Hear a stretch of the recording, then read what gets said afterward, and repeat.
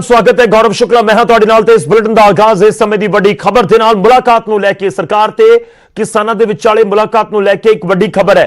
ਜਲਦ ਹੋ ਸਕਦੀ ਹੈ ਸਰਕਾਰ ਤੇ ਕਿਸਾਨਾਂ ਦੀ ਮੀਟਿੰਗ। ਜੀ ਹਾਂ, ਸੋਮਵਾਰ ਜਾਂ ਮੰਗਲਵਾਰ ਅਗਲੇ 24-48 ਘੰਟੇ ਦੇ ਵਿੱਚ ਮੀਟਿੰਗ ਹੋਏਗੀ ਕਿਸਾਨਾਂ ਦੇ ਨਾਲ ਸਰਕਾਰ ਦੀ। ਪੀਟੀਆਈ ਨੇ ਨਿਊਜ਼ ਏਜੰਸੀ ਹੈ ਪੀਟੀਆਈ ਨੇ ਗ੍ਰਹਿ ਮੰਤਰੀ ਦੇ ਹਵਾਲੇ ਤੋਂ ਇਹ ਖਬਰ ਦਿੱਤੀ ਹੈ। ਇਸ ਸਮੇਂ ਦੀ ਵੱਡੀ ਖਬਰ ਹੈ। गृह मंत्री अमित शाह के दफ्तर के हवाले तो इस समय खबर खेतीबाड़ी मंत्री किसानों के नाल गलबात करनगे मीटिंग करनगे। हालांकि न्यूज़ 18 ने तुहानू दिन दे विच खबर दी सी कि सोमवार या मंगलवार नूं मुलाकात हो सकती है, किसानां नूं सद सकती है केंद्र की सरकार। तो 5 गेट की मीटिंग हो चुकी है, 6वें गेट की मीटिंग हुई अनऑफिशियल गैर रस्मी ते हुण 6वें गेट की तुसीं मीटिंग कह सकते हो कि ऑफिशियल तौर के उत्ते मीटिंग होएगी किसानों के नाल सरकार के नुमाइंदियां की। हालांकि यही जानकारी इस समय है कि खेतीबाड़ी मंत्री इस मुलाकात दे विच किसानों के नाल गलबात करनगे, पर यह भी तुहानू दस दईए कि क्लीयर नहीं है क्योंकि जो बैठणगे राउंड टेबल के उत्ते या जो लिखती तौर पर कोई सद्दा पहुंचता है तो उस समय ही क्लीयर होएगा कि किहड़े-किहड़े मंत्री बैठते हैं कि हुण खेतीबाड़ी मंत्री नाल मुलाकात होएगी या फिर हुण मुलाकात या गलबात गृह मंत्री दे नाल ही अगे तुरेगी। हालांकि एक प्रोटोकॉल हुंदा है, किसानों का मुद्दा है, खेती कानूनों का मुद्दा है, तो शायद इनविटेशन खेतीबाड़ी मंत्री के दफ्तर के वलों ही आवे, पर मीटिंग दे विच पीयूष गोयल भी हो सकते हैं जो पहला भी सी, अमित शाह भी हो सकते हैं, यह भी जानकारी मिल रही है। पर न्यूज़ 18 ने तुहानू दिन जानकारी दी सी बीजेपी के सोर्सिस के हवाले तो साडे कोल खबर सी कि अगले 24-48 घंटे के मीटिंग होएगी। तो हुण अमित शाह के दफ्तर के हवाले तो खबर भी पीटीआई दे रही है।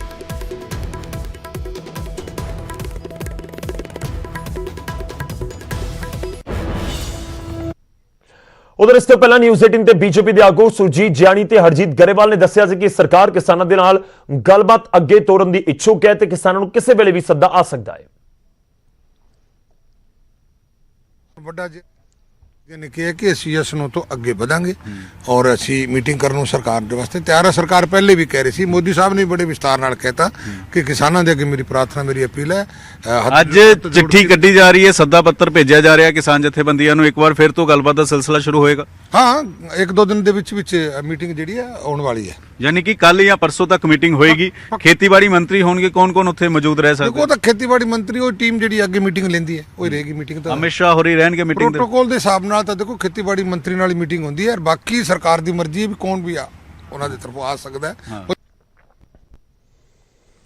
तो किसान जथेबंदियों के नाल सरकार की मुलाकात होने जा रही है, अगले 24-48 घंटे के होएगी मुलाकात। पर इस सब दे विचाले किसान जथेबंदियां लगातार मंथन कर रही ने सरकार दे नाल गलबात करन नूं भी लैके, ते दूजे पासे एक्शन प्लान भी अगे दा उलीकिया जा रहा है।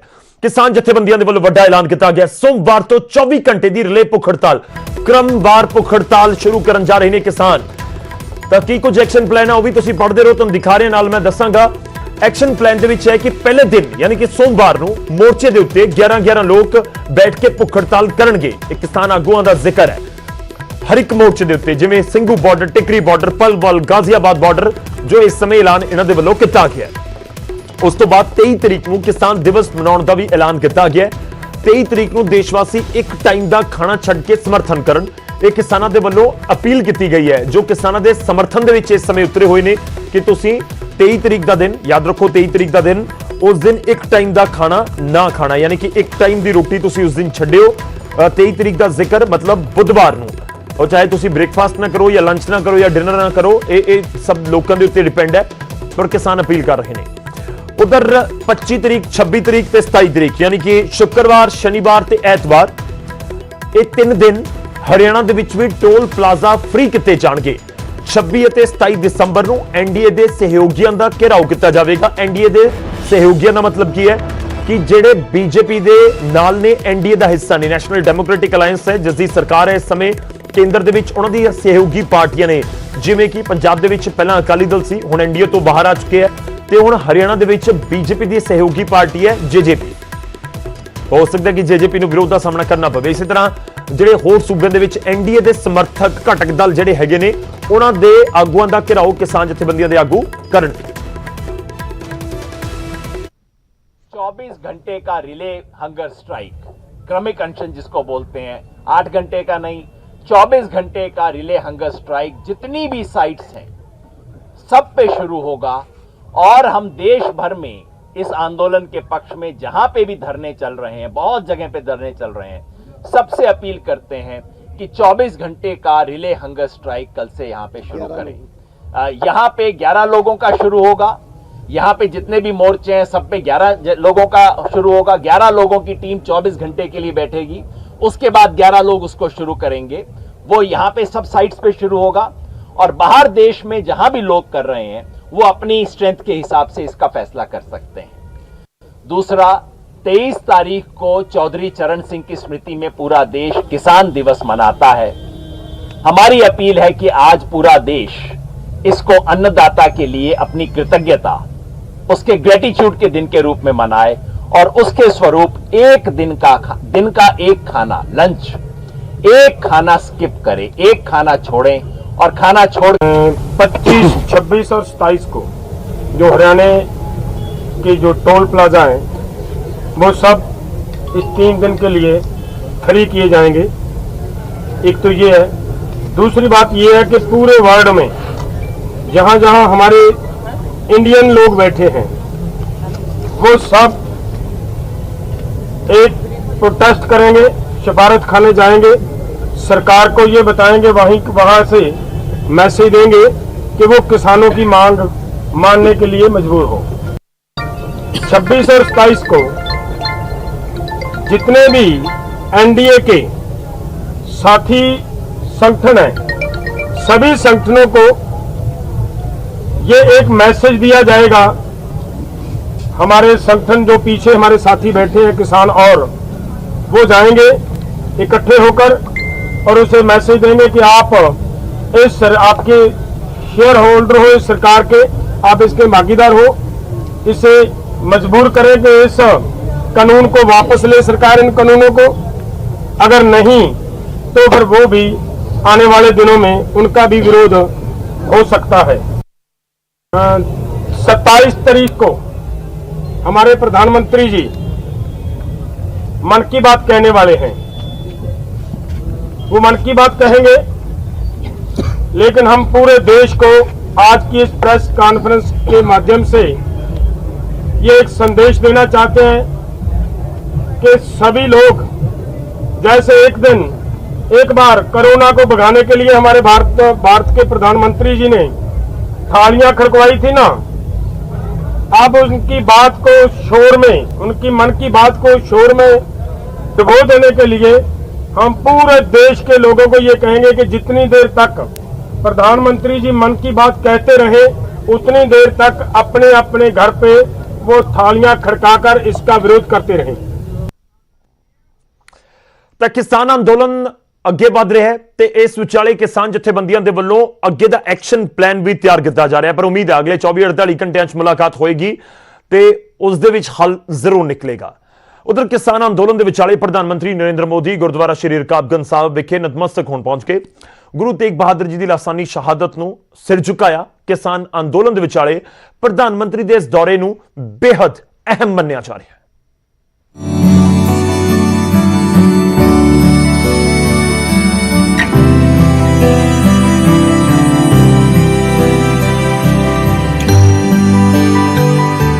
प्रधानमंत्री नरेंद्र मोदी अचानक एतवार ਨੂੰ ਸਵੇਰੇ ਗੁਰਦੁਆਰਾ ਰਕਾਬਗੰਜ ਸਾਹਿਬ ਪਹੁੰਚ ਗਏ। ਉਹਨਾਂ ਨੂੰ ਅਚਾਨਕ ਗੁਰਦੁਆਰਾ ਕੰਪਲੈਕਸ ਦੇ ਵਿੱਚ ਦੇਖ ਕੇ ਪ੍ਰਬੰਧਕ ਕਮੇਟੀ ਦੇ ਲੋਕ ਵੀ ਹੈਰਾਨ ਰਹਿ ਗਏ, ਕਿਉਂਕਿ ਉਹਨਾਂ ਦੇ ਗੁਰਦੁਆਰਾ ਜਾਣ ਨੂੰ ਲੈ ਕੇ ਨਾ ਤਾਂ ਸੜਕਾਂ ਤੇ ਕੋਈ ਸਿਕਿਉਰਿਟੀ ਸੀ ਤੇ ਨਾ ਹੀ ਬੈਰੀਕੇਡਿੰਗ ਦਾ ਇੰਤਜ਼ਾਮ। ਬਸ ਇੱਕ ਆਮ ਆਦਮੀ ਦੀ ਤਰ੍ਹਾਂ ਬਿਨਾਂ ਕਿਸੇ ਪ੍ਰੋਗਰਾਮ ਦੇ ਪ੍ਰਧਾਨ ਮੰਤਰੀ ਨੇ ਗੁਰਦੁਆਰਾ ਸਾਹਿਬ ਪਹੁੰਚ ਕੇ ਸਭ ਨੂੰ ਹੈਰਾਨ ਕਰ ਦਿੱਤਾ।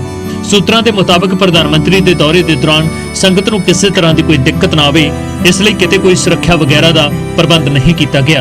प्रधानमंत्री ने कुछ तस्वीरां ट्वीट कीतियां हन, जिन्हां विचों गुरुद्वारा साहिब के कंपलैक्स दे विच नजर आ रहे ने पीला कुर्ता पा के प्रधानमंत्री गुरुद्वारा साहिब दे विच नतमस्तक होए गुरु तेग बहादुर जी की लासानी शहादत नूं सजदा कीता। इस दौरान वो अरदास विच भी शामिल होए ते गुरु घर दे वल्लों उन्हां नूं सिरोपा दिता गया। प्रधानमंत्री ने गुरु तेग बहादुर जी की दयालता नूं प्रेरणादायक दस्या। प्रधानमंत्री जी 8:30 बजे के करीब अचानक आए, आके उन्होंने मत्था टेकिया, मत्था टेक के फिर परिक्रमा की, परिक्रमा करके फिर उन्होंने महाराज जी को फुरमाला भेंट किया, चढ़ाया। उस बाद फिर गुरु को मर्यादा अनुसार उन्होंने अं सरोपा दिता, सरोपा गुरु घर से सरोपा दे के फिर उन्होंने ਇਤਿਹਾਸ ਬਾਰੇ ਦੱਸਿਆ ਵੀ ਇਤਿਹਾਸ ਸੁਣਾਓ। ਫਿਰ ਮੈਨੂੰ ਨਾ ਗੁਰੂ ਤੇਗ ਬਹਾਦਰ ਜੀ ਦਾ ਇਤਿਹਾਸ ਸੁਣਾਇਆ, ਗੁਰਦੁਆਰਾ ਰਕਾਬਗੰਜ ਸਾਹਿਬ ਦਾ ਇਤਿਹਾਸ ਸੁਣਾਇਆ। ਦਿੱਲੀ ਵਿੱਚ ਸਿੱਖਾਂ ਲਈ ਸਭ ਤੋਂ ਪਵਿੱਤਰ ਥਾਵਾਂ ਦੇ ਵਿੱਚੋਂ ਗੁਰਦੁਆਰਾ ਰਕਾਬਗੰਜ ਸਾਹਿਬ ਇੱਕ ਹੈ। ਇੱਥੇ ਸ੍ਰੀ ਗੁਰੂ ਤੇਗ ਬਹਾਦਰ ਜੀ ਦੇ ਸਰੀਰ ਦਾ ਅੰਤਿਮ ਸੰਸਕਾਰ ਕੀਤਾ ਗਿਆ ਸੀ। ਸ਼ਨੀਵਾਰ ਨੂੰ ਗੁਰੂ ਤੇਗ ਬਹਾਦਰ ਜੀ ਦਾ ਸ਼ਹੀਦੀ ਪੁਰਬ ਸੀ, ਪਰ ਪੀਐਮ ਮੋਦੀ ਉੱਥੇ ਨਹੀਂ ਆ ਸਕੇ ਸਨ ਅਤੇ ਐਤਵਾਰ ਅਚਾਨਕ ਉਹਨਾਂ ਦਾ ਇੱਥੇ ਆ ਜਾਣਾ ਅਹਿਮ ਮੰਨਿਆ ਜਾ ਰਿਹਾ ਹੈ, ਕਿਉਂਕਿ ਕੁਝ ਕਿਲੋਮੀਟਰ ਦੂਰੀ ਤੇ ਦਿੱਲੀ ਦੀਆਂ ਬਰੂਹਾਂ ਤੇ ਕਿਸਾਨ, ਖਾਸ ਤੌਰ ਤੇ ਪੰਜਾਬ ਦੇ ਲੋਕ ਖੇਤੀ ਕਾਨੂੰਨਾਂ ਨੂੰ ਲੈ ਕੇ ਅੰਦੋਲਨ ਕਰ ਰਹੇ ਨੇ। ਇਹ ਵੀ ਮੰਨਿਆ ਜਾ ਰਿਹਾ ਕਿ ਪ੍ਰਧਾਨ ਮੰਤਰੀ ਮੋਦੀ ਨੇ ਪੰਜਾਬ ਦੇ ਕਿਸਾਨਾਂ ਵੱਲੋਂ ਚਲਾਏ ਜਾ ਰਹੇ ਇਸ ਅੰਦੋਲਨ ਦੇ ਵਿਚਾਲੇ ਇਸ ਤਰ੍ਹਾਂ ਗੁਰਦੁਆਰਾ ਸਾਹਿਬ ਪਹੁੰਚ ਕੇ ਇੱਕ ਸੁਨੇਹਾ ਦਿੱਤਾ ਹੈ। ਹਾਲਾਂਕਿ ਬੀਜੇਪੀ ਲੀਡਰ ਇਸ ਨੂੰ ਪੂਰਨ ਤੌਰ ਤੇ ਸ਼ਰਧਾ ਦਾ ਮਾਮਲਾ ਦੱਸ ਰਹੇ ਨੇ ਅਤੇ ਇਸ ਨੂੰ ਕਿਸੇ ਹੋਰ ਨਜ਼ਰੀਏ ਦੇ ਨਾਲ ਨਾ ਦੇਖਣ ਦੀ ਗੱਲ ਕਹਿ ਰਹੇ ਨੇ। ਦਿੱਲੀ ਤੋਂ ਪੰਕਜ ਕਪਾਹੀ, ਨਿਊਜ਼ 18। ਤਾਂ ਪ੍ਰਧਾਨ ਮੰਤਰੀ ਰਕਾਬਗੰਜ ਸਾਹਿਬ ਪਹੁੰਚੇ, ਨਤਮਸਤਕ ਹੋਏ ਤੇ ਸਭ ਦੇ ਵਿਚਾਲੇ ਹੁਣ ਸਿਆਸਤ ਵੀ ਹੋ ਰਹੀ ਹੈ। ਜਿਵੇਂ ਪ੍ਰਧਾਨ ਮੰਤਰੀ ਮੋਦੀ ਦੇ ਰਕਾਬਗੰਜ ਗੁਰਦੁਆਰਾ ਸਾਹਿਬ ਨਤਮਸਤਕ ਹੋਣ ਤੇ ਸਿਆਸਤ ਜਾਂ ਕਹੀਏ ਕਿ ਸਿਆਸੀ ਬਿਆਨ ਸਾਹਮਣੇ ਆ ਰਹੇ ਨੇ। ਵਿਰੋਧੀ ਪ੍ਰਧਾਨ ਮੰਤਰੀ ਦੇ ਦੌਰੇ ਤੇ ਸਵਾਲ ਚੁੱਕ ਰਹੇ ਨੇ। ਕੱਲ ਸ਼ਹੀਦੀ ਦਿਹਾੜਾ ਸੀਗਾ ਜਦੋਂ ਮੈਂ ਬੇਨਤੀ ਕੀਤੀ ਤੇ ਅੱਜ ਗਏ ਹੈ। ਮੈਂ ਇੱਕ ਤਾਂ ਅਰਦਾਸ ਕਰਦਾ ਗੁਰੂ ਮਹਾਰਾਜ ਨੂੰ, ਉਹਨਾਂ ਨੂੰ, ਤਾਂ ਕਿ ਉਹ ਇਹਨਾਂ ਨੂੰ ਸਦਬੁੱਧੀ ਬਖਸ਼ਣ ਸਰਕਾਰ ਨੂੰ, ਤੇ ਨਾਲ ਹੀ ਆ ਵੀ ਇਹਨਾਂ ਨੂੰ ਗੁਰੂ ਮਹਾਰਾਜ ਦੇਸ਼ ਦੇ ਉੱਤੇ ਤੇ ਸਾਡੇ ਜਿਹੜੇ ਸੂਬੇ ਦੇ ਉੱਤੇ ਤੇ ਸਾਡੇ ਕਿਸਾਨ ਭਰਾ ਜਿਹੜੇ ਅੱਜ ਇੰਨੇ ਦਿਨਾਂ ਤੋਂ ਉੱਥੇ ਬੈਠੇ ਆ ਠੰਡ 'ਚ, ਉਹਨਾਂ ਦਾ ਵੀ ਧਿਆਨ ਕਰਕੇ ਤੇ ਉਹਨਾਂ ਤੇ ਆਪਣਾ ਮਿਹਰ ਭਰਿਆ ਹੱਥ ਰੱਖਣ ਤੇ ਪ੍ਰਧਾਨ ਮੰਤਰੀ ਸਾਹਿਬ ਨੂੰ ਇਸ ਕਿਸਮ ਦੀ ਸਦਬੁੱਧੀ ਦੇਣ ਵੀ ਇਹ ਮਸਲਾ ਨਿਬੜੇ। ਦੇਖੋ ਐਜ ਏ ਪ੍ਰਾਈਮ ਮਿਨਿਸਟਰ ਤੇ ਮੈਂ ਦੇਖਦਾ ਕਿ ਚੰਗੀ ਗੱਲ ਹੈ, ਦੇਸ਼ ਦੇ ਪ੍ਰਧਾਨ ਮੰਤਰੀ ਨੂੰ ਜਾਣਾ ਚਾਹੀਦਾ, ਉਹ ਗਏ ਵੀ ਨਹੀਂ। ਪਰ Narendra Modi ji as a prime minister ਸਰਵ ਨਹੀਂ ਕਰ ਰਹੇ, ਉਹ ਐਜ ਏ ਕਾਰਪੋਰੇਟ ਘਰਾਣਿਆਂ ਦੇ ਹੱਥ ਠੋਕਾ ਬਣ ਕੇ ਸਰਵ ਕਰ ਰਹੇ ਨੇ। ਜੇ ਉਹਨਾਂ ਗੁਰੂ ਤੇਗ ਬਹਾਦਰ ਜੀ ਦੇ ਉੱਥੇ ਜਾਣਾ ਹੀ ਸੀ, ਇੰਨਾ ਹੀ ਫਿਕਰ ਹੁੰਦਾ, ਤੇ ਗੁਰੂ ਤੇਗ ਬਹਾਦਰ ਜੀ ਦੇ ਵੰਸ਼ਜ ਜਿਹੜੇ ਨੇ ਉਹ ਟੀਕਰੀ ਔਰ ਸਿੰਘੂ ਬਾਰਡਰ ਦੇ ਉੱਤੇ ਪਿਛਲੇ ਲੰਬੇ ਸਮੇਂ ਤੋਂ ਸੰਘਰਸ਼ ਕਰ ਰਹੇ, ਬੱਚਿਆਂ ਤੋਂ ਲੈ ਕੇ ਉਹਨਾਂ ਦੇ ਜਿਹੜੇ ਬੱਚੇ ਨੇ ਗੁਰੂ ਤੇਗ ਬਹਾਦਰ ਜੀ ਦੇ, ਮੈਂ ਤਾਂ ਕਹੂੰਗਾ ਗੁਰੂ ਤੇਗ ਬਹਾਦਰ ਜੀ ਸਾਖਸ਼ਾਤ ਉਸ ਸਮਾਗਮਾਂ ਦੇ ਵਿੱਚ ਖੜੇ ਨੇ ਔਰ ਉੱਥੇ ਜਾਣਾ ਚਾਹੀਦਾ ਸੀ। ਉਹਨਾਂ ਦੀ ਤਾਂ ਤੁਸੀਂ ਗੱਲ ਮੰਨਦੇ ਨਹੀਂ ਔਰ ਇੱਕ ਡਰਾਮਾ ਕਰਨ ਵਾਸਤੇ ਨਰਿੰਦਰ ਮੋਦੀ ਚਲੇ ਗਏ ਨੇ ਰਕਾਬਗੰਜ। ਤੋਂ ਬੜੇ ਦੁੱਖ ਦੀ ਗੱਲ ਹੈ, ਇਹ ਡਰਾਮੇ ਬੰਦ ਕਰੋ।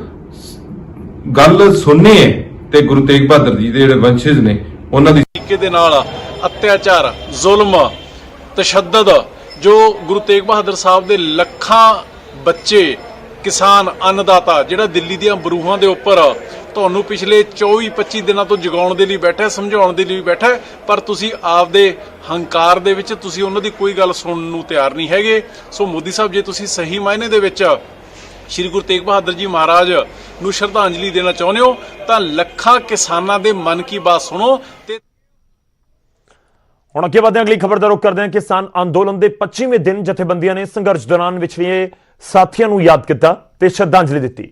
ਟਿਕਰੀ ਅਤੇ ਗਾਜ਼ੀਪੁਰ ਬਾਰਡਰ ਸਣੇ ਪੰਜਾਬ ਅਤੇ ਹਰਿਆਣਾ ਦੇ ਵਿੱਚ ਕਈ ਥਾਵਾਂ ਦੇ ਉੱਤੇ ਇਹ ਸ਼ਰਧਾਂਜਲੀ ਸਭਾ ਪ੍ਰਬੰਧਿਤ ਕੀਤੀ ਗਈ। ਸਾਥੀਆਂ ਦੀ ਯਾਦ ਦੇ ਵਿੱਚ ਕ੍ਰਾਂਤੀਕਾਰੀ ਗੀਤ ਵੀ ਗਾਏ ਗਏ।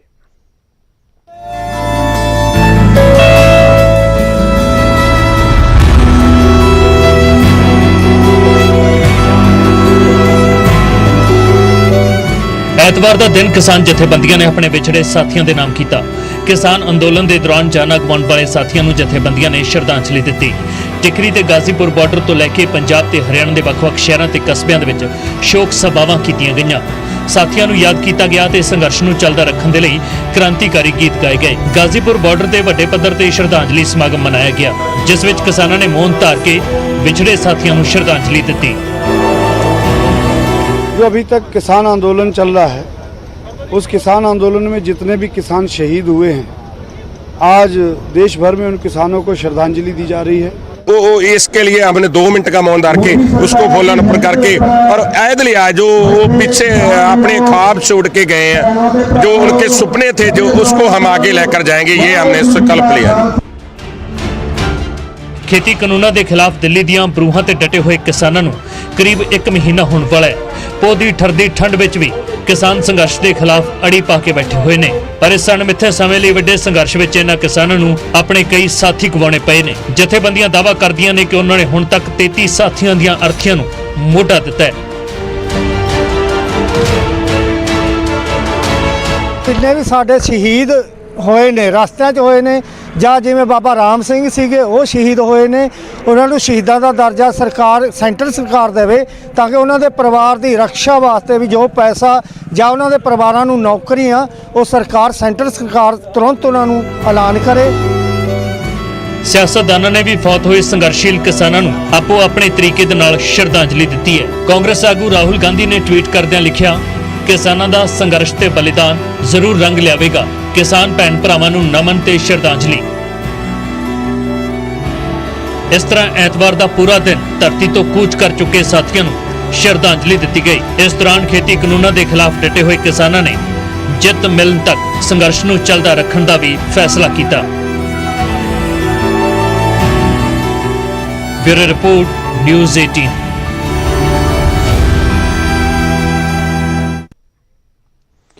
ਉਧਰ ਲੁਧਿਆਣਾ ਦੇ ਵਿੱਚ ਲੋਕ ਇਨਸਾਫ ਪਾਰਟੀ ਦੇ ਪ੍ਰਧਾਨ ਸਿਮਰਜੀਤ ਸਿੰਘ ਬੈਂਸ ਦੇ ਵੱਲੋਂ ਅੰਦੋਲਨ ਦੌਰਾਨ ਜਾਨ ਗਵਾਉਣ ਵਾਲੇ ਕਿਸਾਨਾਂ ਨੂੰ ਸ਼ਰਧਾਂਜਲੀ ਦਿੱਤੀ ਗਈ। ਇਸ ਦੌਰਾਨ ਬੈਂਸ ਨੇ ਮੰਗ ਕੀਤੀ ਕਿ ਪੀੜਤ ਪਰਿਵਾਰਾਂ ਨੂੰ 1-1 ਕਰੋੜ ਰੁਪਏ ਅਤੇ ਸਰਕਾਰੀ ਨੌਕਰੀ ਦਿੱਤੀ ਜਾਵੇ। ਸੋ ਅੱਜ ਦਾ ਸ਼ਰਧਾਂਜਲੀ ਸਮਾਗਮ ਉਹ ਸਤਿਕਾਰਯੋਗ ਸਾਡੇ ਸ਼ਹੀਦ ਜਿਹੜੇ ਕਿਸਾਨ ਅੰਦੋਲਨ ਦੇ ਵਿੱਚ ਹਿੱਸਾ ਲੈਂਦੇ ਹੋਏ ਗੁਰੂ ਨੂੰ ਪਿਆਰੇ ਹੋ ਗਏ, ਸ਼ਹਾਦਤ ਤੇ ਜਾਮ ਪੀ ਗਏ, ਔਰ ਸੰਤ ਬਾਬਾ ਰਾਮ ਸਿੰਘ ਜੀ ਜਿਨ੍ਹਾਂ ਨੇ ਅਦੁੱਤੀ ਸ਼ਹਾਦਤ ਤੇ ਸੰਘਰਸ਼ ਨੂੰ ਇੱਕ ਤਾਕਤ ਦੇਣ ਵਾਸਤੇ, ਕਿਰਤੀ ਤੇ ਕਿਸਾਨ ਦੇ ਅੰਦੋਲਨ ਨੂੰ ਸਫਲ ਕਰਨ ਵਾਸਤੇ ਔਰ ਦੇਸ਼ ਦੇ ਅੰਦਰੋਂ ਜਿਹੜਾ ਡੈਮੋਕ੍ਰੇਸੀ ਨੂੰ ਕਮਜ਼ੋਰ ਕਰਕੇ ਤਾਨਾਸ਼ਾਹੀ ਡਿਕਟੇਟਰਸ਼ਿਪ ਨੂੰ ਤਾਕਤਵਰ ਕਰਨ ਵਾਸਤੇ ਉਹਨਾਂ ਨੇ ਆਪਣੀ ਸ਼ਹਾਦਤ ਦਿੱਤੀ ਕਿ ਦੇਸ਼ ਅੰਦਰ ਇਹ ਤਾਨਾਸ਼ਾਹੀ ਰਾਜ ਪ੍ਰਵਿਰਤੀ ਸਮਾਪਤ। ਉਧਰ ਖੇਤੀ ਕਾਨੂੰਨਾਂ ਦੇ ਖਿਲਾਫ ਕਿਸਾਨਾਂ ਦਾ ਅੰਦੋਲਨ ਚੁਣੌਤੀ ਭਰੇ ਹਾਲਾਤ ਦੇ ਵਿੱਚ ਵੀ ਜਾਰੀ ਹੈ, ਪਰ ਇਸ ਦੌਰਾਨ ਲੋਕਾਂ ਦਾ ਵੀ ਪੂਰਾ ਸਾਥ ਕਿਸਾਨਾਂ ਨੂੰ ਮਿਲ ਰਿਹਾ ਹੈ। ਹੁਣ ਟਿੱਕਰੀ ਬਾਰਡਰ ਦੇ ਉੱਤੇ ਸਹੂਲਤਾਂ ਦਾ ਪ੍ਰਬੰਧ ਕਰਨ ਦੇ ਲਈ ਸਿੱਖ ਪੰਚਾਇਤ ਕੈਲੀਫੋਰਨੀਆ ਅੱਗੇ ਆਈ ਹੈ।